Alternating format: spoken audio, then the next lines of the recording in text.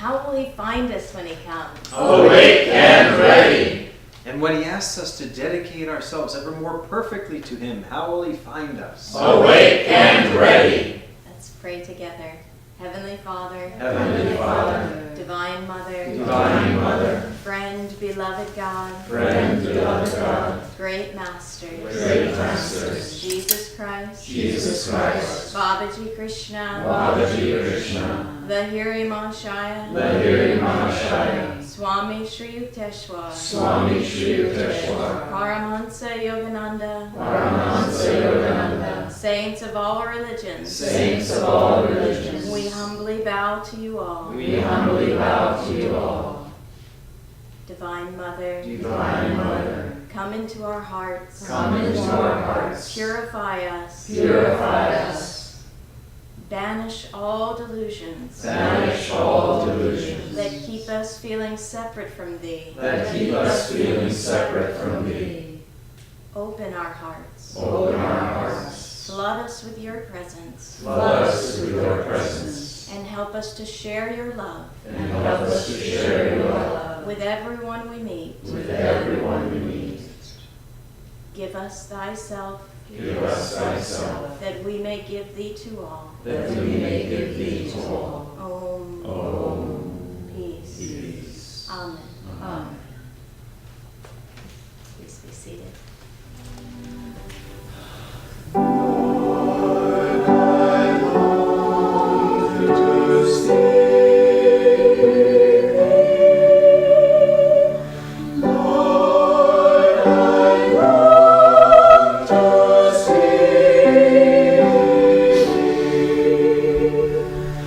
Lord,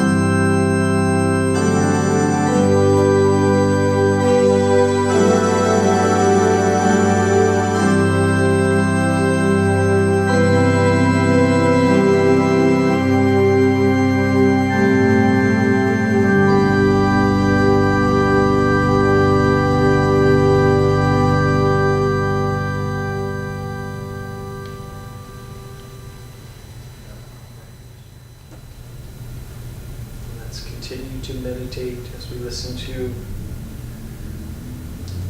these words from Affirmations for Self-Healing on our divine quality this week, contentment. Contentment has been said to be the supreme virtue. Contentment means living to the fullest the good of every passing moment. Above all, it means living behind the present moment, in the eternal now. How much is lost in life by people who perennially wish things other than they are, who complain unceasingly and tell themselves that the world owes them more than it is giving them. We must smile inwardly with God, knowing that life is His dream. Contentment is the surest way of drawing the very best out of every circumstance. Let's affirm together, as Yogananda Ji taught, first in a strong voice and then we'll do it progressively softer. Through life's mightiest storms, Through life's mightiest storms, I am contented. I am contented. For I hold in my heart God's peace. For I hold in my heart God's peace. Through life's mightiest storms, Through life's mightiest storms, I am contented. I am contented. For I hold in my heart God's peace. For I hold in my heart God's peace. Now to whisper, through life's mightiest storms, I am contented. For I hold in my heart God's peace. Mentally now, through life's mightiest storms, I am contented. For I hold in my heart God's peace. Now lifting it up to the point between the eyebrows. Through life's mightiest storms, I am contented. For I hold in my heart God's peace. Through life's mightiest storms, I am contented. For I hold in my heart God's peace.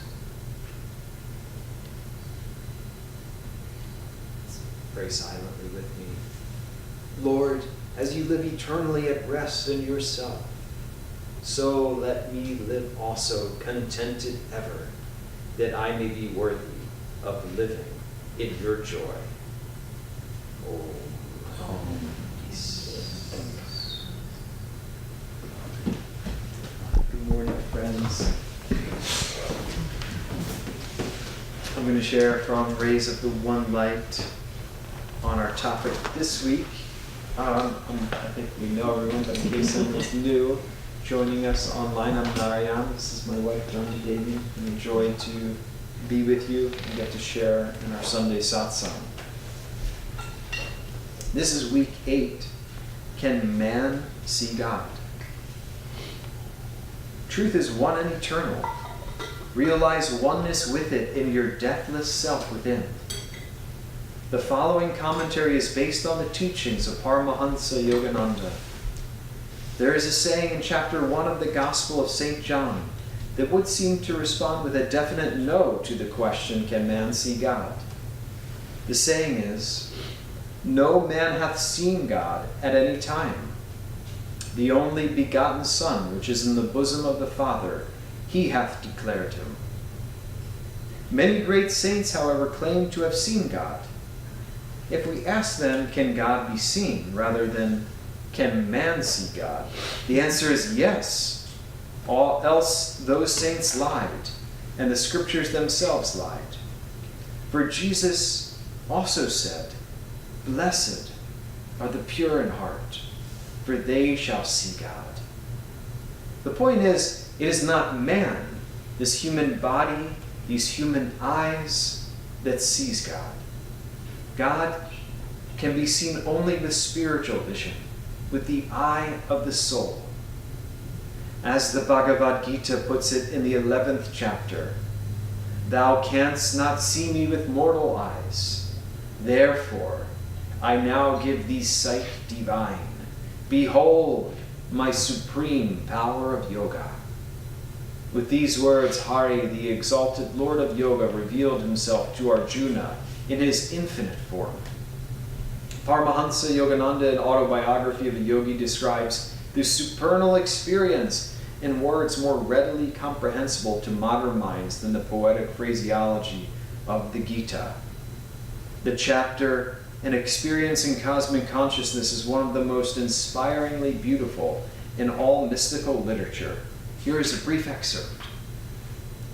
An oceanic joy broke upon calm, endless shores of my soul. The Spirit of God, I realized, is exhaustless bliss. His body is countless tissues of light.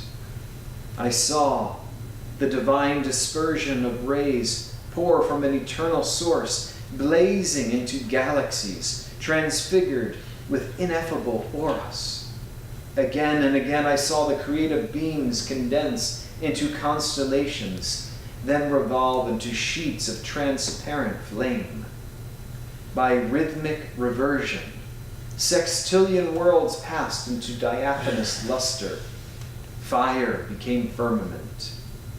I cognized the center of the Empyrean as a point of intuitive perception in my own heart. Irradiating splendor issued from my nucleus, every part of the universal structure.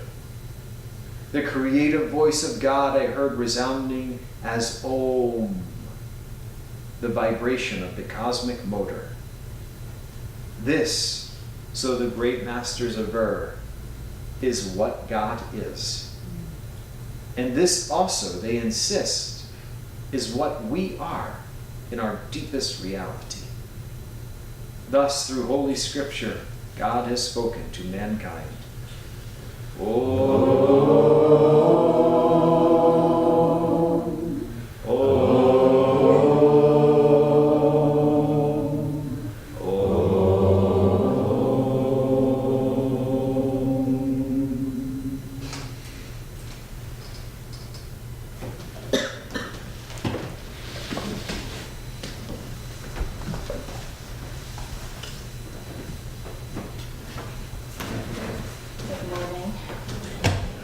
Share with you from Whispers from Eternity.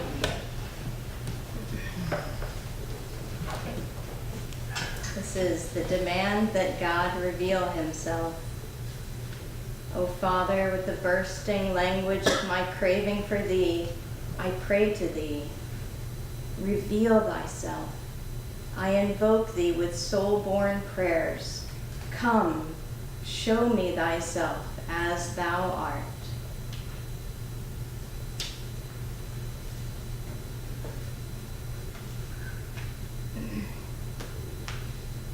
I'll try to get through this morning's service. The music this morning just touched me in such a deep way, just as Swami's music can, just to open our hearts so beautifully, and the choir sang so beautifully, and George played it with such heart.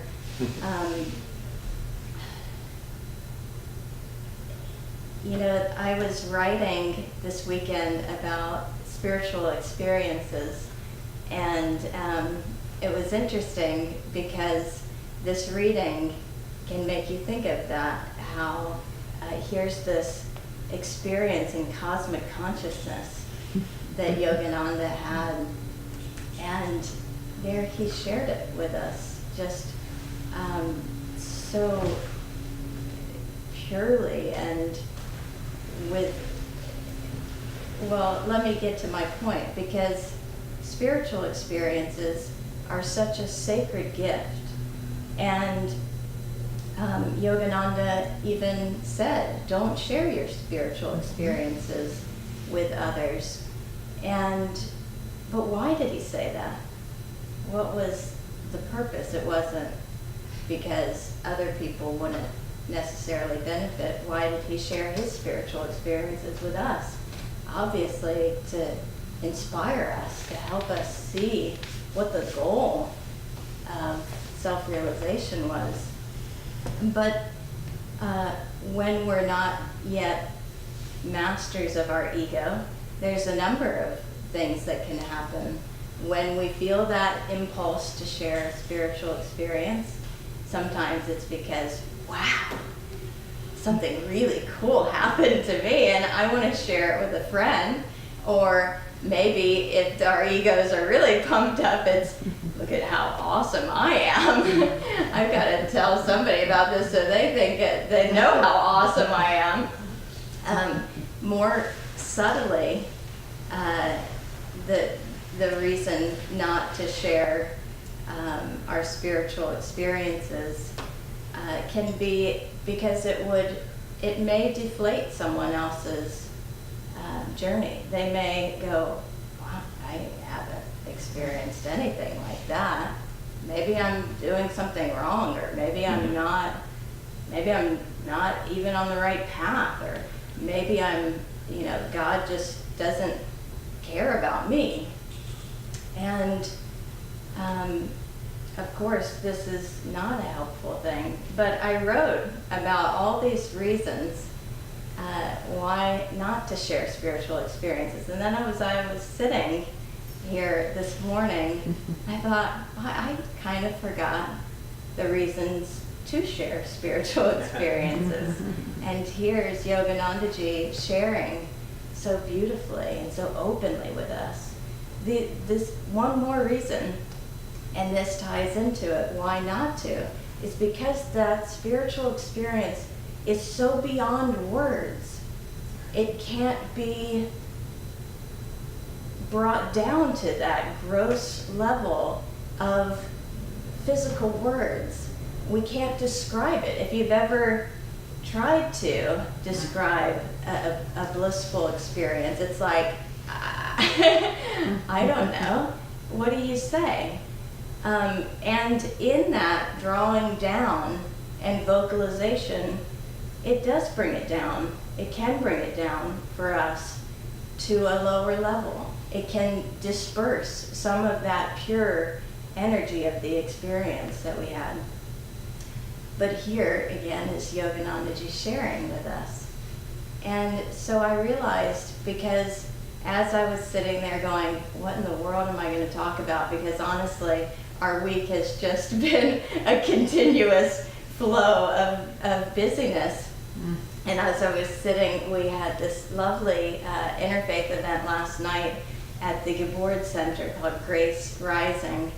And we're in our robes, and our job was to light candles and just light each person's candle down this beautiful row in this magical church cathedral.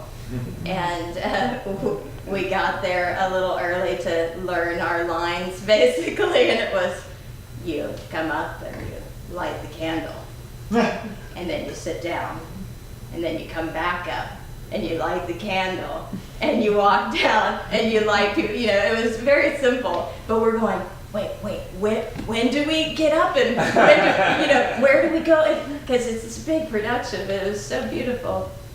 But all that to say, I didn't have much time to prepare. But as I was sitting there, this experience that I had came to my mind, and my first thought was, I've just been writing about why not to share spiritual experiences. And I said, should I really share this? Is this really, why would I share this? Well, maybe it will inspire someone. Maybe it will be helpful to someone. So in that spirit, I will share this with you. It's a very personal story, and it doesn't necessarily paint me in the most beautiful light. When I was young, I was into drugs and alcohol and all sorts of things. And I remember experimenting with this drug, and I had this deeply spiritual experience. And I went, I know that this is something I have to be able to achieve without any alternative means. And so that was kind of the beginning of my spiritual path, I think, on a really deep soul level, was no drug is going to give me this because it's artificial. But I know it's in there because I tasted it.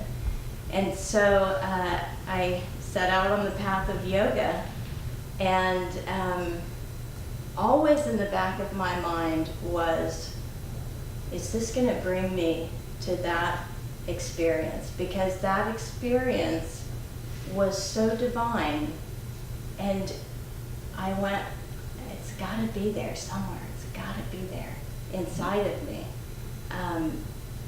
And so years of meditation went by, and there were God always gives us these little breadcrumbs to tell us, you're doing something right, maybe. And then it's like, wait, am I still, there's a little one, okay. The little breadcrumbs that keep us going, or the little carrot, however you want to think of it. But always just these little tiny pieces. And one day I was meditating, and I just started on this track. It was very, I don't want to say intellectual, but it was very conscious. It was not super conscious, but the consciousness was of gratitude. And I started on this track of who in my life I was grateful for. And I started feeling my heart opening a little bit more and a little bit more. And then I started feeling gratitude for the people in my life that I had difficulties with. And my heart started opening more and more until I felt that experience. And it was just for one, like not even a second. It was just like, there it was, just like an instant. And it was this confirmation that my heart had been longing for, of can't I get there without something, without some drug, without some artificial means. And in that moment of confirmation, I felt everything in the past, everything in the future, it was all worth that instant, that one little instant. And Swami Kriyananda talks about sharing, I think it was that he was sharing an experience he had had with Yogananda. We got a landline. And it's working. But he shared an experience of the divine that he had. And Yogananda said something to the effect of, that's it? And I could just feel him like, that's it? You know, what felt to me, it can't get any better than this. This is the best possible moment. And Yogananda too would say, is that it? Look at what is in front of you to experience. I want to share this. These little slips of paper, they come from this calendar that our friend Om Prakash makes with little sayings from the autobiography of a yogi. I invite you to close your eyes as you listen to this. A master bestows the divine experience of cosmic consciousness when his disciple, by meditation, has strengthened his mind to a degree where the vast vistas would not overwhelm him. The experience can never be given through one's mere intellectual willingness or open-mindedness. Only adequate enlargement by yoga practice and devotional bhakti can prepare the mind to absorb the liberating shock of omnipresence. It comes with a natural inevitability to the sincere devotee. His intense craving begins to pull at God with an irresistible force. The Lord, as the cosmic vision, is drawn by the seeker's magnetic ardor into his range of consciousness. I do want to share just a little bit more that, this is why how can we express the gratitude for these techniques that Yogananda has given us? Because, when I got on the spiritual path and was practicing Hatha yoga, the yoga postures, and heard about meditation, it was like, meditation is where you just sort of relax relax and enjoy yourself. I didn't have any feeling of God, any real relationship with God. God was something outside of me. And for someone to say, you need to have a deep longing for God, I would have been like, how can I have that? But through yoga, through these techniques of Kriya Yoga, through meditation, we taste little bits of God's presence as peace, as joy, as love, as all these qualities that Yogananda gave. And it's through that experience, the direct experience, which is why yoga is just, wow. It's the how. It's how do I love thee? How shall I love thee? We have to have the experience of God's presence. And then the yearning comes, because like that little glimmer that I had was this hope and this faith beyond belief. Because somebody can tell you, oh, God is infinite and he's all loving, all merciful. And it's like, well, is he? I don't know. I haven't felt that. But when you feel it, then you can then you have the bullseye. And then you have the bullseye, the spiritual eye. You know how to direct your life, how to direct your consciousness. What will bring me back to that divine experience? And then we just recalibrate all along the way. Wait, I'm feeling less of that presence. Let me bring it back to what I was doing, what I was experiencing, what I was feeling, what I was focused on when I was feeling more of that connection. So, I want to close by just asking you to close your eyes and feel in your heart for the gratitude, the love of the heart, and find something that you can be grateful for, that you feel an overpouring of love in your heart. Maybe it's the Guru, maybe it's some experience of Divine Mother that you've had, and just let your heart expand in her love. Om.